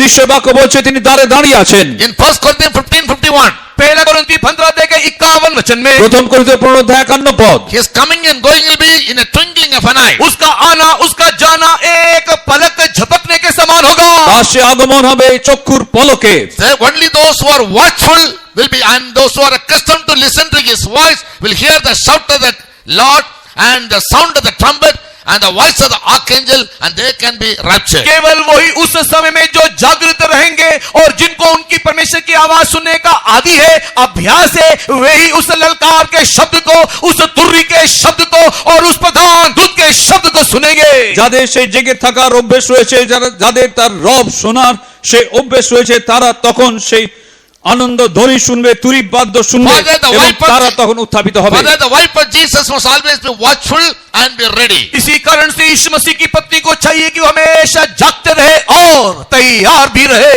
আর সেই জন্য প্রভু যিশুর ভার্যা সর্বদা জেগে থাকবে প্রস্তুত থাকবে As a wife with utmost faithfulness is serving her husband, और स्त्री को चाहिए कि वो अपनी विश्वास योग्यता से जैसे अपनी पत्नी की पति का सेवा करती है আর স্ত্রীরও প্রয়োজন সে বিশ্বাসতার সঙ্গে তার স্বামীর সেবা করবে being submissive to him in everything. हर बातों में उसके अधीन रहे সব বিষয়ে তার কাছে সমর্পিত You থাকবে and I, we are expected to remain submissive to the Lord and serve Him. और हमारे तुम्हारे संबंध में परमेश्वर की यह मनसा है कि हम परमेश्वर के अधीन रहते हुए उसकी सेवा टहल करें আপনার আমার সম্বন্ধে ঈশ্বরের ইচ্ছা এই যে আমরা ঈশ্বরের কাছে সমর্পিত থাকি তার সেবা করি Therefore, thirdly, Jesus said in Matthew chapter 24, इसी कारण से तीसरे स्थान में मत्ती लिखित सुसमाचार के 24वें अध्याय में यीशु मसीह ने कहा মత్తী সুসমাচার 24 অধ্যায় তৃতীয় বিষয় প্রভু যিশু the বলছেন church as a faithful servant to the Lord must keep serving Him, and when Jesus comes, He must find each child of God as a good servant, so doing his part. इसी कारण से प्रभु यीशु मसीह कहते हैं जैसे विश्वासियों के दास उसके स्वामी लौटने के समय में जो कार्यभार उसको दिया गया है विश्वास योग्य रीति से कर रहा है, वैसे ही हम भी प्रभु यीशु मसीह के आगमन के समय में विश्वस्त रीति से उसके अधीन रहते हुए उसकी सेवा टहल करते रहना है। আর যেভাবে প্রভু যীশু বলেছেন সেইভাবে সেই বিশ্বস্ত দাস তার কর্তার আগমনের পূর্ব পর্যন্ত সেই বিশ্বস্ত দাস সঙ্গে সেই কাজ করে চলেছে, I heard the testimony সেইভাবে of- আমাদেরও করতে হবে। I heard the testimony of a saint who died recently in Kerala. हाल ही में केरला में एक संत का गुजर जाने के बाद उसके संबंधित एक गवाही मैंने सुना। কিছুদিন পূর্বে কেরালা একজন আমাদের সেবক আমাদের থেকে চলে গেছেন, তার সাক্ষ্য আমি শুনেছি। His last death statement was, the ministry that God entrusted in my hand till my last breath, I have performed it, he said. और वो अपने जीवन के अंत समय में वो अपने जीवन के में मृत्यु में जाने से पहले कहता है जो सेवकाई का बोझ भार परमेश्वर ने मेरे हाथ में सौंपा मैं अंतिम समय तक मैंने उसको पूर्ण रीति से निभाया है। শেষ সময় তিনি বলছেন ঈশ্বর যে সেবার ভার আমাকে দিয়েছেন আমার জীবনের শেষ পর্যন্ত আমি তা পূর্ণ করেছি। When the Lord comes, he must find you, me and everyone giving audience to my word. जब प्रभु यीशु मसीह आएगा उस समय में आप और मैं मेरी जो बातें हैं उसकी ओर ध्यान देते हुए सुनो। আর প্রভু যীশু যখন আসবেন আমরা যেন তার বাক্যকে মন দিয়ে As শুনি। Saint Paul says, I have fought a good fight of faith and finished my course. जिस प्रकार संत पौलुस कहता है कि मैं अच्छी कुश्ती लड़ा हूं मैंने अपने दौड़ को पूरा किया है। সাধু পৌল বলছেন আমি উত্তম মল্লযুদ্ধ করেছি আমার দৌড় পূর্ণ করেছি। Therefore there remains a crown of righteousness which my Lord will give me on that day when he comes. इसी कारण से मेरे लिए धार्मिकता का मुकुट रखा हुआ है, जब प्रभु आएगा उस समय में प्रभु वो मुकुट मुझे देगा। আর প্রভু আমার জন্য সেই ধার্মিকতার মুকুট তিনি রেখেছেন, যখন তিনি আসবেন সেই মুকুট তিনি আমাকে দেবেন। The confidence each one of us should always maintain in life. हमारे जीवन में वो साहस वो दृढ़ता हर एक लोग बनाए रखना चाहिए। আমাদের জীবনে আমরা সর্বদা সেই নিশ্চয়তাকে স্থির করে রাখবো। Jesus is coming. यीशु आ रहा है, যিশু আসছেন, He is always almost at the door. वो देखो लगभग द्वार ही में है তিনি দ্বারের কাছেই আছেন, Waiting to knock. और वो खटखटाने को खड़ा है। তিনি আঘাত করার জন্য দাঁড়িয়ে আছেন। The door is open. जैसे ही द्वार खुलेगा দ্বার খুলে গেলেই The Tungayabanai, those who keep themselves ready in watchfulness and in serving God until he comes, they will be raptured. उस पलक झपकने के समय में जो लोग जागते हुए अपने आप को तैयार किए हुए हैं और उसकी सेवा टहल विश्वास योग्य रीति से कर रहे हैं, पलक झपकते ही वे लोग उठा लिए जाएंगे। সেই চক্ষুর পলকের পূর্ব পর্যন্ত সেই সমস্ত তার দাসেরা বিশ্বস্ততার সঙ্গে তার কাজ করে চলেছেন, সেই চক্ষুর পলকে তারা উত্থাপিত হয়ে চলে যাবেন। And the majority of the people of God are going to be left behind. और अधिकांश लोगों की संख्याओं में वे लोग हाथ छोड़ दिए जाएंगे। আর বেশিরভাগ লোকের হাত ছেড়ে যাবে। When the rapture is taken place, जब आगमन हो जाएगा যখন আগমন হয়ে যাবে the whole world will come under one government and one ruler. उस समय में सारा विश्व वैश्विक एक संगठित सरकार के अधीनस्थ हो जाएगा। তখন পূর্ণ বিশ্ব একটি রাজত্বকারীর অধীনে চলে All the যাবে। world leaders are trying their best over the years to bring the whole world under one order called New World Order. सारे विश्व के बड़े बड़े नेता लोग पूरे संसार में एक वैश्विक नया सिद्धांत को लाने की कोशिश कई सालों से अरसों से करते चले आ रहे हैं। জগতের সমস্ত বড় বড় নেতারা এই প্রচেষ্টায় তারা রয়েছে যে সমস্ত জগৎকে তারা একের অধীনে নিয়ে That আসবে। is called globalism. और इसी को हम लोग वैश्विक करके बोलते हैं। আর সেটাকে আমরা যে বিশ্ব জগৎকে আমরা বলি। About the coming of the one world ruler, और इस एक जो शासक होगा সেখানে একজন শাসক থাকবে। about him we read in the book of Revelation chapter 13.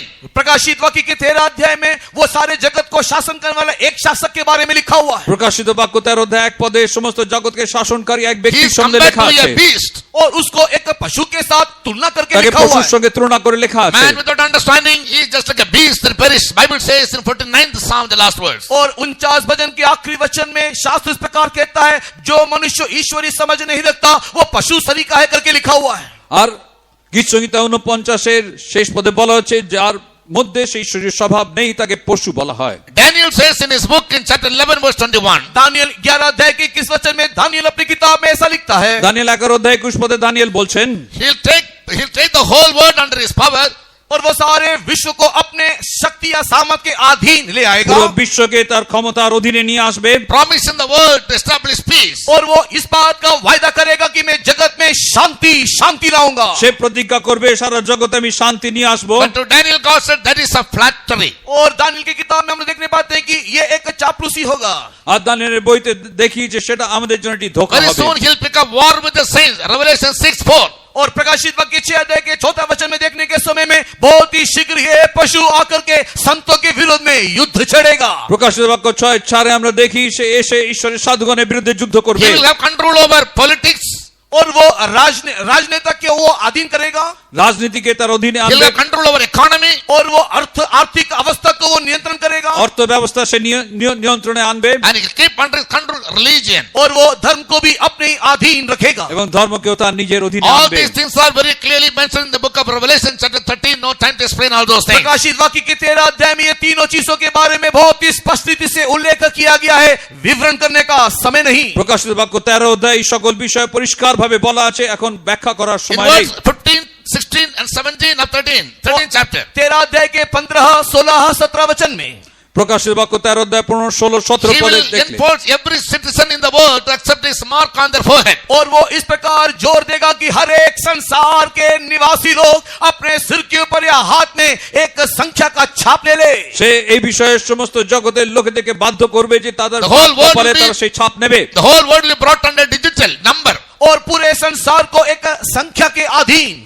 সমস্ত জগৎ একটি সংখ্যার অধীনে আসবে। Now without an Aadhaar card, without an Aadhaar number, we can't do anything in India. आज के समय को देखने के समय में आधार कार्ड के बिना या आधार कार्ड में अंकित उस संख्या के बिना भारत में कोई काम हम कर नहीं सकते। আজকে সারা ভারতে দেখলে আমরা দেখি আধার কার্ড ছাড়া আমরা কোনো কাজ করতে পারছি না। Even to buy a SIM card for your phone, you have to produce your Aadhaar card and the number. अगर आप आपके फोन के लिए छोटा सा सिम खरीदना है तो भी आपके आधार कार्ड का नंबर वहां पर दर्जित होना আপনার चाहिए। ফোনের সিম কার্ড কিনতে গেলেও আপনার আধার নম্বর দিতে হবে। Buy a land or sell a land, you need Aadhaar card. एक- To open an account in the bank, you need Aadhaar card. For traveling, you need Aadhaar card. आपको जमीन खरीदने और बेचने के लिए, बैंक में अकाउंट खोलने के लिए, यात्रा करने के लिए आधार कार्ड चाहिए। আপনাকে জমি ক্রয় বিক্রয়ের জন্য, ব্যাংকে আপনার অ্যাকাউন্ট খোলার জন্য, আপনার যাত্রাপথের জন্য আধার দরকার। And such a number will be given to every citizen of the world, so you'll be never known by your name, you'll be known only by your number. इसी प्रकार सारे विश्व के प्रत्येक निवासियों को एक संख्या दिया जाएगा और उसके बाद आपको नाम से परिचय नहीं, किंतु आपका परिचय आपके संख्या से होगा। এরপরে সারা বিশ্বের সকল ব্যক্তিকে একটি সংখ্যা দেওয়া হবে,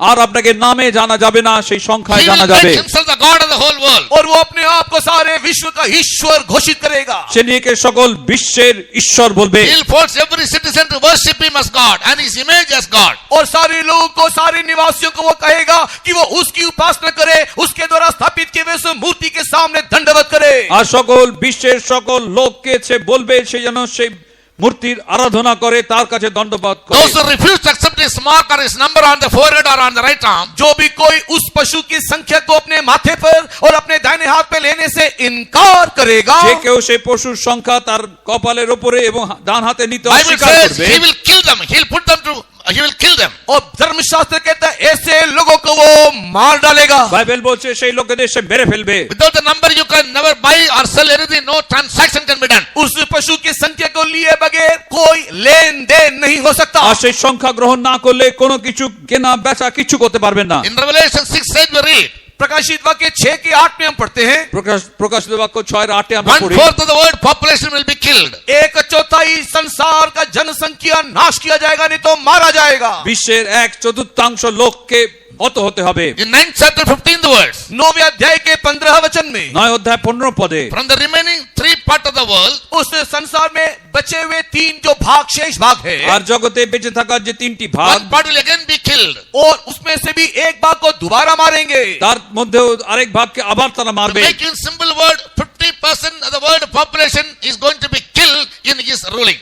इस बातों को संक्षिप्त में कहूं तो मैं यही कहना चाहता हूं कि आंकड़ा कहता है उस पशु के राजत्व काल के समय में 50% जनसंख्या मारे जाएंगे, नष्ट हो जाएंगे। আর সংক্ষেপে বললে সে পশুর রাজত্বের কালে এই পৃথিবীর 50% লোক তারা হত হবে। Thus the prediction of Jesus, who made in 24 chapter 9 the words, people will kill you and you will kill one another and you will betray one another. और इसी के बारे में मत्ती रचित सुसमाचार के 24 अध्याय के 9 वचन में प्रभु यीशु मसीह ने इसके बारे में भविष्यवाणी करते हुए कहा कि वो आपको पकड़वाएंगे और एक दूसरे को मरवाएंगे।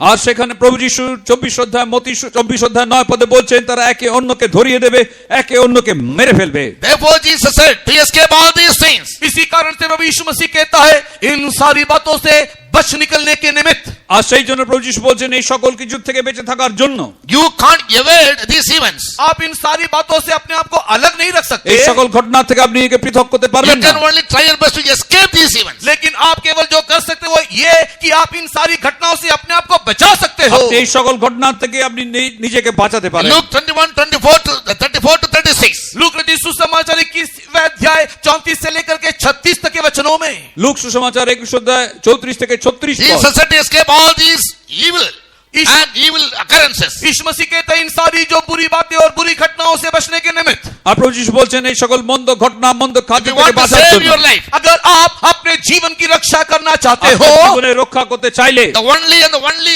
option left to you is आपके लिए केवल एक ही एक विकल्प बचा हुआ है। আপনার জন্য শুধু একটি পথই রয়েছে। pray and spend time in watchfulness, preparing your life to meet Jesus in all righteousness and holiness. आप लोग अपने जीवन को जागते हुए प्रार्थना में संभाले रखो, अपने आप को तैयार करो, उसकी सारी धार्मिकता के अनुसार प्रस्तुत रहो।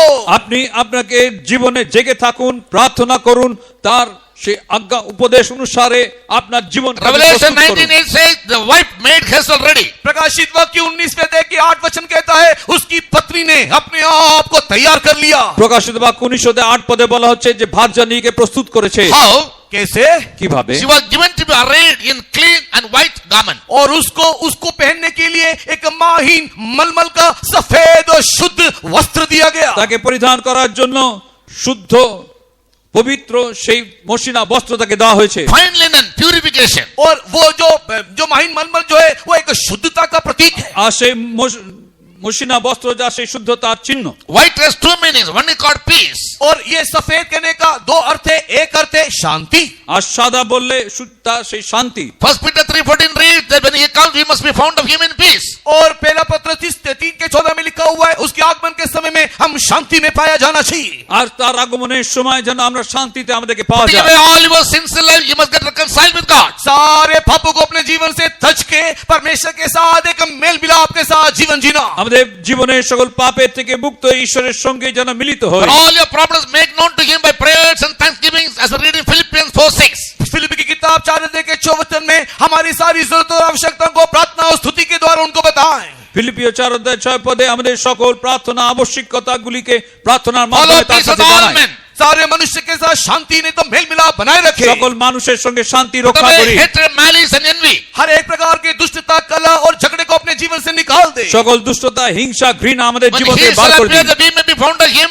ताकि जब वो आए हम उसमें पाया जाए। যখন তিনি আসবেন যেন তাতে আমাদেরকে পাওয়া 1 যায়। John 3:3-6 says, पहला यूहन्ना 3 अध्याय 3 से लेकर के 6 तक में लिखा है প্রথম জন 3 অধ্যায় 3 থেকে 6 পদ। as he is pure, he also must be pure in his sight. जिस प्रकार वो शुद्ध है हम उसकी दृष्टि में वैसे ही शुद्धता पाए। যেমন তিনি শুদ্ধ সেইভাবে আমাদেরকেও শুদ্ধ হতে হবে। White cloth, एक सफेद वस्त्र সাদা সেই শুভ্র Pure বস্ত্র, garment. और एक पवित्र वस्त्र, সূচি বস্ত্র, that is said to be the righteousness of the saints of God. और वो धर्मियों के धार्मिकता को दिखाता है। তার সাধুগণের সেই ধার্মিকতাকে দেখায়। By yielding every member of your body as instruments of righteousness अपने to शरीर- fulfill God-given laws and commandments. अब परमेश्वर ने दी हुई सारी व्यवस्था को पूरा करने के लिए अपने शरीर के प्रत्येक अंग प्रत्यंगों को धार्मिकता के हथियार स्वरूप समर्पण करना है। আর ঈশ্বরের সকল ধার্মিকতাকে পূর্ণ করার জন্য আপনার দেহের সঙ্গ সকল Your life অঙ্গগুলিকে can be তার কাছে made holy. সমর্পণ করবেন। आपका जीवन पवित्र होना चाहिए। আপনার জীবন পবিত্র হতে হবে। It shall be your holiness if you have sought to keep all his commandments.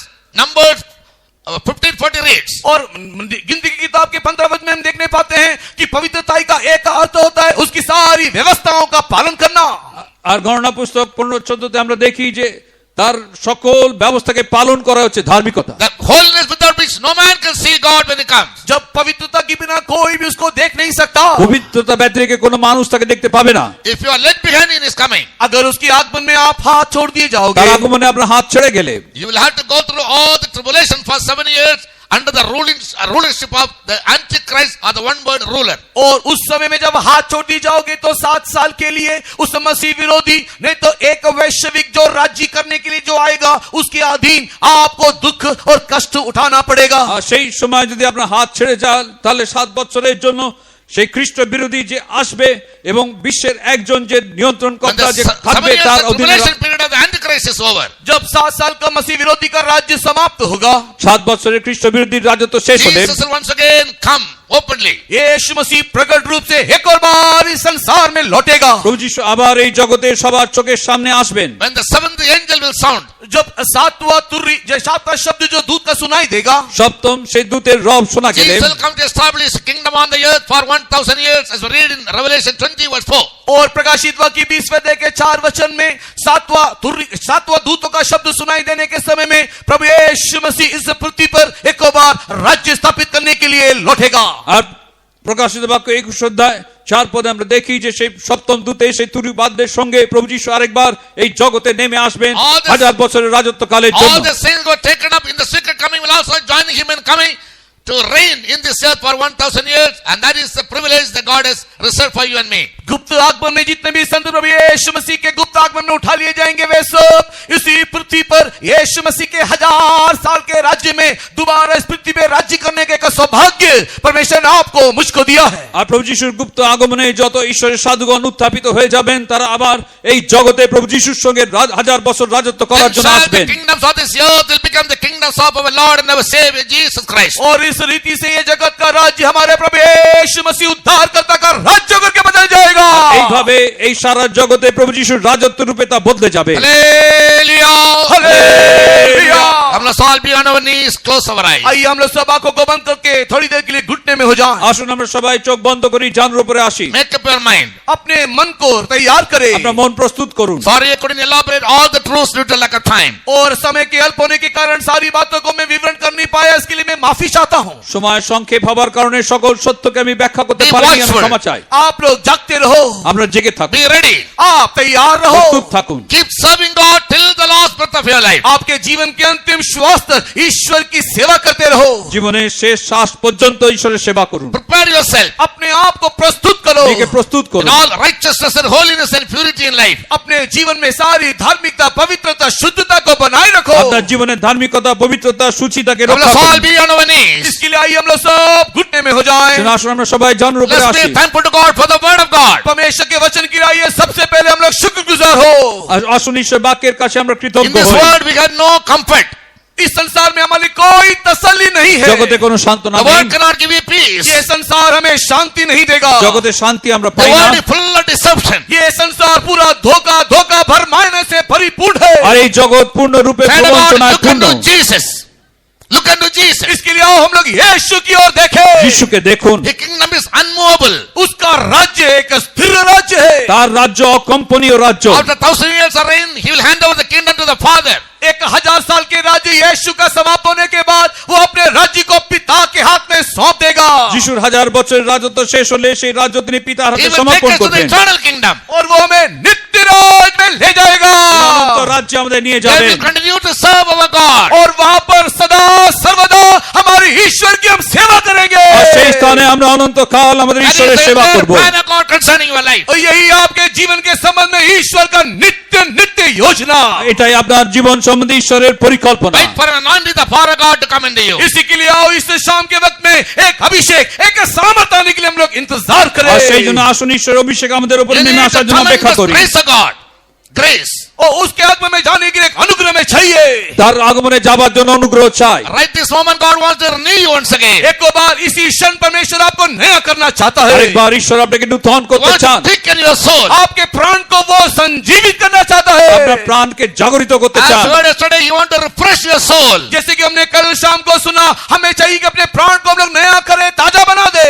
আমাদের গত সন্ধ্যায় শুনেছি আমাদের প্রাণকে আমরা তাজা That is নূতন the করি। double-fold blessing that you are going to receive. और यही है वो दो गुना आशीष जो आज आप पाने जा रहे हो। এটাই সেই দ্বিগুণ আশীর্বাদ Call যা us আপনি all, পেতে call চলেছেন। upon the name of God. इसके लिए आइए हम सब ईश्वर के नाम को पुकारे।